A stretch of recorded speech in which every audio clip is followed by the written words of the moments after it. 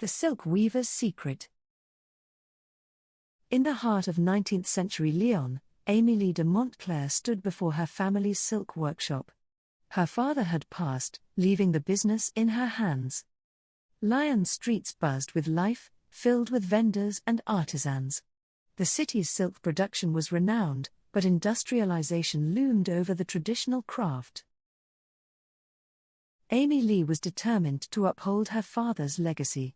She moved through the workshop, watching the skilled weavers at their looms, creating intricate patterns. Among the weavers was Mathilde, Émilie's loyal friend. Mathilde's deft hands wove complex designs, but her eyes held a spark of something more. "Émilie," Mathilde whispered one evening, "there's something you must see." She led Émilie through winding alleys to a hidden cellar beneath an old building. In the dim light, Émilie saw a group of women, their faces resolute. "We are the Sisters of the Silk," Mathilde explained. "We fight for our rights." Émilie listened as the women spoke of long hours, poor pay, and dangerous conditions. They shared stories of courage and resilience, inspiring her. Among them was Madame Dubois, a fierce woman with a commanding presence. She eyed Émilie with suspicion but recognized her determination. "We need allies like you," Madame Dubois said. "The fight is long and hard, but together, we can make a difference." Émilie nodded, feeling a new sense of purpose. As days passed, Émilie worked tirelessly at the workshop and met with the secret group at night. She learned of their plans to organize a strike. One afternoon, Émilie encountered Pierre, her childhood friend. Now a factory owner, Pierre's views clashed with hers. "You're meddling in dangerous waters," he warned. "I'm fighting for what's right," Émilie replied. "These women deserve better." Pierre shook his head, unwilling to see her perspective. The strike was planned for the coming month. Émilie rallied the weavers, spreading the word in hushed tones, careful to avoid the factory owner's ears. One evening, Mathilde revealed a shocking truth. Madame Dubois' fortune, she said, was built on exploiting young girls. She hides her past well. Émilie was stunned but saw the necessity of keeping this secret for now. They needed Madame Dubois' influence and strength for the strike. As tensions rose, Émilie faced threats from rival families and factory owners. Her resolve only hardened, fueled by the stories of the brave women. The day of the strike arrived. Weavers gathered outside the workshops, holding banners demanding fair wages and safer conditions. Émilie led them with pride. Factory owners, including Pierre, tried to quell the strike. "Return to work, or face the consequences," they threatened, but the weavers stood firm. Days turned into weeks. The strike grew, gaining support from other workers. The city of Lyon buzzed with talk of the brave silk weavers' stand. Émilie's leadership was crucial. She negotiated with local officials, presenting their demands with eloquence and unwavering determination. One night, a fire broke out in the workshop. Émilie and Mathilde rushed to save the precious silks and looms. They suspected sabotage but had no proof. Despite setbacks, the strike continued. Newspapers began to cover their cause, bringing national attention to the plight of the silk weavers. Pierre confronted Émilie again. "You're ruining everything," he said, but there was a hint of admiration in his eyes. "You're braver than I thought." "Join us, Pierre," Émilie urged. "Help us create a better future." Pierre wavered but remained silent, conflicted between his interests and his conscience. As winter approached, the hardships intensified. The weavers struggled to feed their families, but their spirit remained unbroken. Madame Dubois' past finally caught up with her. A former worker exposed her secrets, causing a scandal that shook the city's elite. Émilie seized the moment.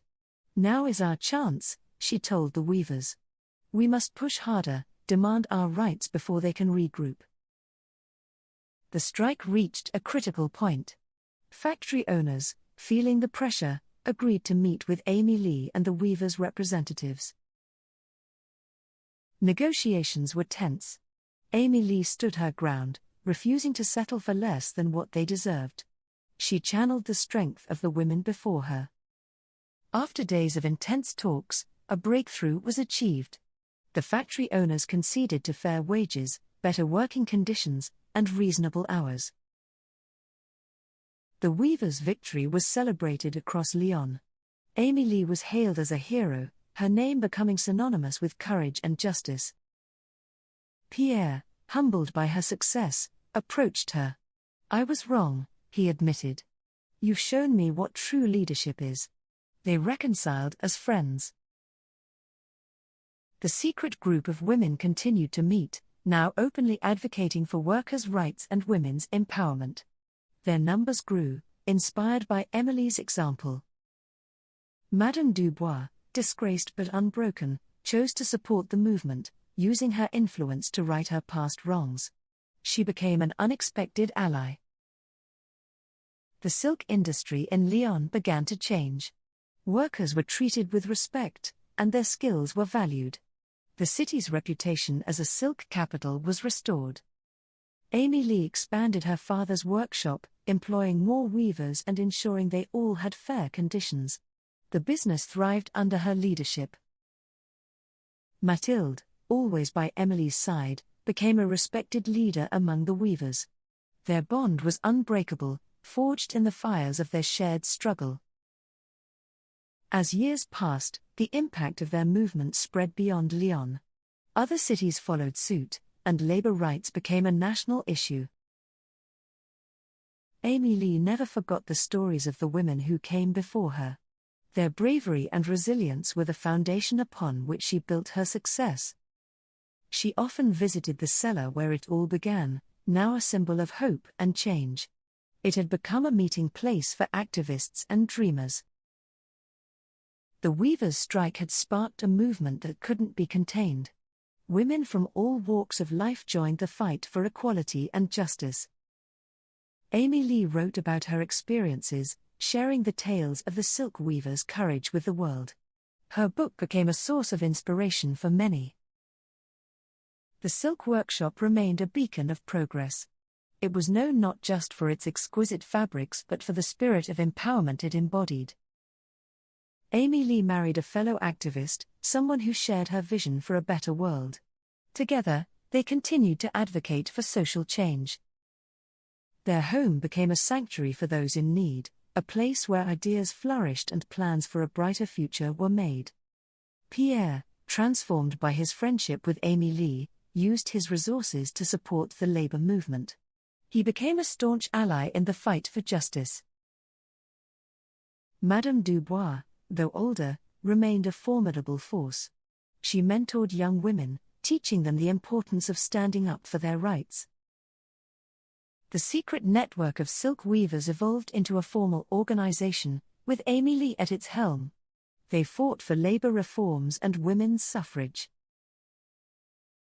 Lyon's streets, once dominated by the wealthy elite, now echoed with the voices of empowered workers.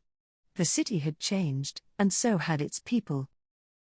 Émilie often reflected on her journey. From a young woman thrust into leadership to a respected activist, her path had been shaped by the women around her. She taught her children about the importance of compassion, justice, and resilience. They grew up knowing the value of hard work and the power of unity.